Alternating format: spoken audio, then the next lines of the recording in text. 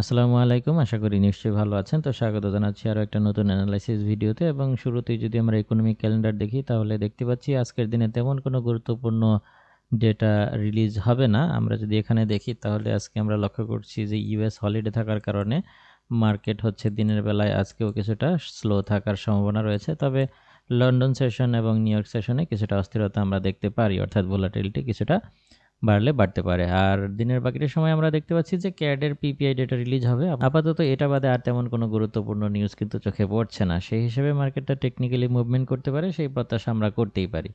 এবার যদি ডিএক্সওয়াই চার্টের দিকে আমরা তাকাই তাহলে আমরা লক্ষ্য করছি যে ডিএক্সওয়াই চার্টে আমরা লাস্ট ফ্রাইডে আমাদের পিপিআই ডেটা রিলিজ হওয়ার পরে ডিএক্সওয়াই চার্টে এখান থেকে ধীরে ধীরে কিন্তু ডাউন হচ্ছে। মূলত এই ডাউন হওয়ার পেছনে যেই ব্যাপারটা কাজ করেছে আমরা দেখেছি যে পিপিআই ডেটাটা কিন্তু ডলারের জন্য পজিটিভ ছিল, বাকি অন্যান্য ডেটাগুলো নেগেটিভ ছিল। বিশেষ করে আপনার হাউজিংয়ের কিছু ডেটা ছিল যেগুলো ডলারের জন্য নেগেটিভ ছিল। আমরা লাস্ট ফ্রাইডে একটা মিক্সড ডেটা পেয়েছি, পক্ষে বিপক্ষে উভয় দিকেই ডেটা ছিল। কিন্তু একদম সপ্তাহের শেষের দিকে দুজন ফেড কর্মকর্তা হচ্ছে একটু নেগেটিভ মন্তব্য করেছে, অর্থাৎ তারা হচ্ছে ইনফ্লেশন বাড়তেছে তারপরেও লং টাইম সুদের হার ধরে রাখার যে রিস্ক, সেইটার বিষয়ে তারা হচ্ছে একটু উদ্বিগ্ন এবং তারা হচ্ছে নেক্সট ফেড মিটিংয়ে হচ্ছে সুদের হার কমানোর বিষয়ে সুপারিশ করতে পারে। এই ধরনের মন্তব্য আসার পরেই হচ্ছে মূলত এখানে আমরা দেখতে পাচ্ছি যে ডিএক্সওয়াইটা কিছুটা ডাউন হচ্ছে, অর্থাৎ ডলার কিছুটা দুর্বল হয়েছে। তো এই ধারাবাহিকতায় ডলার দুর্বল হওয়ার সাথে সাথেই আমরা কিন্তু দেখতে পাচ্ছি যে গোল্ড এখান থেকে আমাদের 1994 বা 1996 এই সাপোর্টকে হচ্ছে পুনরায় টেস্ট করে মার্কেটটা কিন্তু ধীরে ধীরে বুলিশ মুভমেন্ট করছে। এবং আমাদের যে প্রত্যাশিত যে ট্রেন্ড লাইন ছিল, যেটা সবাই প্রত্যাশা করেছে মোটামুটি, যে এই যে সর্বোচ্চ 2016-17 এখানে টাচ করে পুনরায় এখান থেকে আবার ডাউন হবে। কিন্তু এখানে লক্ষণীয় বিষয় হচ্ছে আমরা যেটা দেখতে পাচ্ছি যে দিনের শুরুতেই মার্কেট একদম স্টার্ট হয়ে একটাকে ধীরে ধীরে ট্রেন্ড লাইনটাকে ভেঙে দিয়েছে। এবার আমরা যদি এখানে একটু জুম করি তাহলে এখানে আমরা দেখতে পাচ্ছি যে এটা ভেঙে দিয়ে পরবর্তী 2 ঘন্টায় মার্কেটটা এই ট্রেন্ড লাইনটাকে একবার রিটেস্টও করে ফেলেছে। ওকে, এবং এই রিটেস্ট করে পুনরায় আবারও কিন্তু পুলব্যাক দেওয়ার চেষ্টা করছে। তো এটা কিন্তু একটা আমাদের জন্য একটা সংকেত যে মার্কেটটা বুলিশ ব্রেকআউট হয়ে যায় কিনা। আমরা যদি লক্ষ্য করি তাহলে আমরা দেখতেছি যে এখানে আমাদের H1 এর ট্রেন্ড লাইনটা কিন্তু এই মুহূর্তে এটাকে ক্রস করে মার্কেট উপরে অবস্থান করতেছে। তো ধীরে ধীরে যেহেতু ট্রেন্ড লাইনকে মার্কেট ক্রস করেছে, একই সাথে হচ্ছে পরবর্তী 2 ঘন্টা এটাকে রিটেস্টও করে ফেলেছে। এখন এটা ধীরে ধীরে এই প্রাইজের অর্থাৎ 2027 থেকে 2031 অর্থাৎ 2027 থেকে 2031 পর্যন্ত প্রাইসটা উপরে উঠে যাওয়ার একটা সম্ভাবনা তৈরি হয়েছে।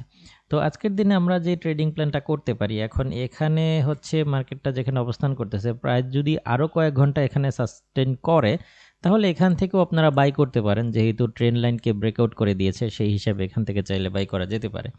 আবার অন্যদিকে যদি আপনারা মনে করেন যে না, এখান থেকে বাই করাটা একটু রিস্ক, কারণ যে কোনো সময় ট্রেন্ড লাইনকে একটা ফলস ব্রেকআউট দিয়ে আবারও যদি ডাউন হয়ে যায় সেই ক্ষেত্রে এই ঝুঁকিটা নিতে চাচ্ছে না, সেই ক্ষেত্রে এটা 2030-31-এর দিকে যদি উঠে আসে সেই ক্ষেত্রে এই দিক থেকে সেল করাটা নিরাপদ হবে। ওকে, তো আজকের দিন আমরা যে ট্রেডিং প্ল্যানটা করতে পারি সেটা হচ্ছে যে আমরা মার্কেটে হচ্ছে সেল পজিশন নিতে পারি যদি মার্কেটটা আরও একটু উপরে উঠে আসে, অর্থাৎ মার্কেটটা যদি এই সমস্ত প্রাইজে উঠে আসে তাহলে আপনারা এখান থেকে সেল পজিশন নিতে পারেন। অর্থাৎ সেল পজিশনটা আজকে হতে পারে যে 2027-28 থেকে 2031-30-31 এই জোনের ভেতরে। ওকে, তো আমি আবার বলে দিচ্ছি যে আজকের দিনের সেল পজিশনটা হতে পারে যে 2027-28 থেকে 2031, যে লেভেলটা আমি এখানে উল্লেখ করেছি। এই সমস্ত জোনে আসলে এখান থেকে সেল পজিশন নিতে পারেন। আর সেই ক্ষেত্রে এইটার এসএল হচ্ছে আপনারা ইউজ করতে পারেন 2038-এর উপরে। ওকে, সেই ক্ষেত্রে আমরা এসএলটা এখানে ইউজ করতে পারি। এখানে এসএল রেখে এই সমস্ত প্রাইস থেকে আমরা সেল পজিশন নিতে পারি।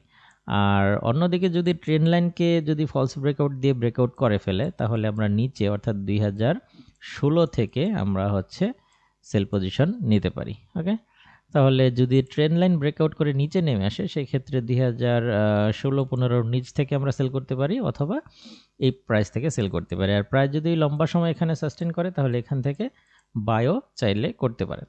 তো এই হচ্ছে অবস্থা।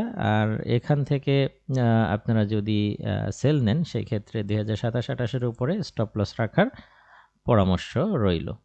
তো আমাদের এখন বর্তমানে মার্কেটটা যেখানে অবস্থান করছে এখানে আসলে আমাদের অপেক্ষা করা ছাড়া তেমন কোনো ওয়ে দেখতেছি না, কারণ এখান থেকে মার্কেট ফলস ব্রেকআউট দিলেও হচ্ছে দিতে পারে, বলা যাচ্ছে না। আবার এটা যেহেতু ট্রেন্ড লাইনকে ব্রেকআউট করে দিয়েছে, তো সবথেকে বেশি সম্ভাবনা রয়েছে এই প্রাইজে হিট করার। তো এই প্রাইজে হিট করলে এখান থেকে পজিশন নিলেই সবথেকে নিরাপদ হবে। আশা করি বুঝতে পেরেছেন।